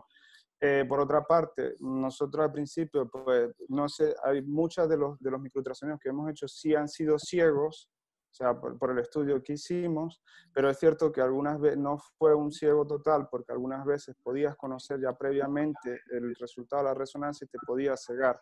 Ahora, hoy en día, estamos llevando un estudio prospectivo, donde el que se hace un estudio clínico, donde el que hace el microultrasonido no sabe nada de la resonancia magnética del paciente, para comprobar y identificar las lesiones, para después comprobar eso y que no haya un sesgo de resonancia magnética. Vale, pero aún no tenemos resultado de eso, pero algunas sí fueron hechas ciegas. Ok, y una pregunta que surgió también, porque la mayoría las han ido contestando y de hecho las mencionaron en sus presentaciones respectivamente a medida que fueron avanzando. ¿Qué tiempo consideran entre una biopsia perineal y un tratamiento focal, ya sea por crioterapia o por HIFU? Nosotros usamos aproximadamente 6 semanas como intervalo, porque típicamente después el proceso inflamatorio agudo pues, de la biopsia son 21 a 28 días, ¿no? Yo creo que el proceso inflamatorio con la biopsia transperineal quizás un poquito menor, y la deformación que ocurre en la próstata es como indiscernible realmente. Pero usualmente usamos 6 semanas por estándar. Ok, y una pregunta, Rafael, que veo que le conoces tanto, respecto al protocolo de Londres, que me llamó mucho la atención que ellos aplican tratamientos sin tener la biopsia, sino simplemente ante la sospecha que existe ya por imágenes, antígenos, digamos, toman en cuenta todos los factores y aplican tratamiento focalizado. Pero cuando no, la idea no es así. Ellos, el diagnóstico es con biopsia es el seguimiento en el cual no se realiza biopsia. Ok. El seguimiento en el cual no se realiza biopsia. Lo que es claro es que, por ejemplo, el PROMIS Trial, cuando uno regala el PROMIS Trial, ellos tienen un estándar de comparación, y el estándar de comparación fue una biopsia transperineal de saturación. Ok. Para la pregunta que hacen, la biopsia perineal de saturación, transperineal, no transrectal, transperineal, ¿tiene algún rol? Sí tiene un rol. Fue el punto de comparación para el PROMIS. Lo que hacen en Londres, que es, hay dos ahora, antes había solamente UCL, ahora hay dos, es que hacen el tratamiento en base, por supuesto, a una biopsia, y luego el seguimiento ellos lo racionalizan en base a imagen positiva o no en resonancia magnética, y ahora tienen esta evaluación del antígeno prostático en base al NADIR para hacer biopsias al año, 2 años o 3 años. Muy bien. Y una pregunta, o sea, en los últimos tiempos hemos escuchado mucho en las discusiones que tenemos que darle mucho más importancia, y es lo que ha ido avanzando, a la biología del cáncer en sí, a interpretarlo como una manifestación de una alteración genética que tiene un desencadenante, y que efectivamente en esta era de marcadores tumorales, de correlación, de análisis estadístico, ¿tú consideras o consideran ustedes que estamos yendo hacia un sentido de que en el futuro no vamos a operar en base a lo que se está presentando, o que para operar va a tener que ser muy precisa la indicación?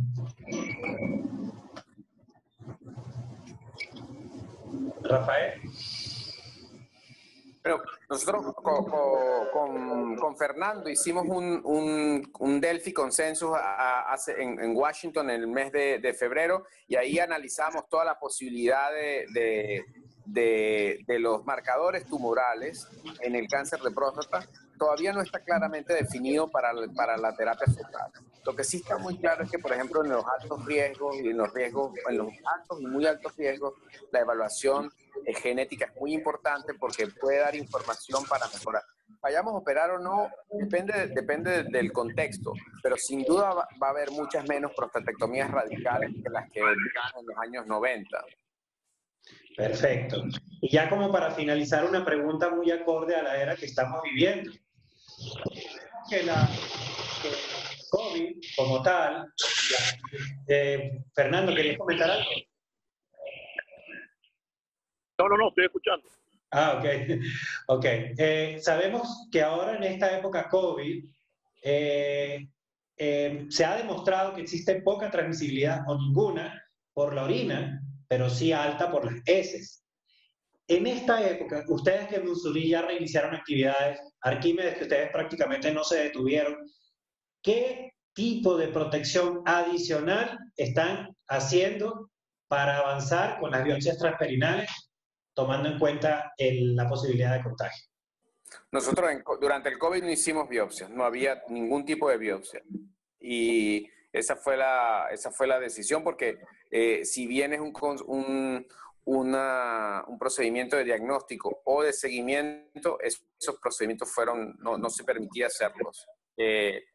Y yo pienso que la mejor opción que uno le puede ofrecer tanto al paciente como a uno, evitar las complicaciones y evitar el contagio, hacerle test a todos los pacientes que se van a hacer una biopsia. Si el test COVID es positivo, no se hace la biopsia. Si el test es negativo, se hace la biopsia con las medidas de protección. Pero si el test es positivo, yo creo que simplemente la biopsia no se hace, y se puede hacer un mes después o un mes y medio después, sin alterar la historia natural de la enfermedad.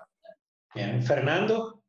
Bueno, mira, nosotros realmente el COVID en Florida no fue ni mucho menos el problema que ha existido en Nueva York o en otras ciudades, como ha podido pasar en Madrid, por ejemplo.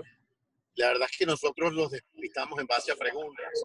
Le mandamos a hacer el examen si hace falta, pero realmente como los servicios médicos fueron esenciales, nosotros nunca paralizamos la clínica y seguimos haciendo biopsias y tratamientos. Muchos pacientes más bien durante el COVID que aprovecharon para tratarse, por ejemplo, y salir de eso mientras que no tenían problemas, y como no involucra ir al hospital, entonces eso era una gran ventaja para ellos. Ah. Y en ese sentido no vimos mayor alteración ni en biopsia ni en tratamiento. De hecho, el mes de abril hicimos creo que 18 tratamientos en la oficina. Muy bien, excelente. Bueno, les quiero dar las gracias a nuestros distinguidos Muchísimas ponentes. gracias. Excelentes presentaciones, bastante enriquecedoras. Y bueno, muchísimas gracias a las personas que asistieron y que nos escucharon y nos vieron por este Zoom.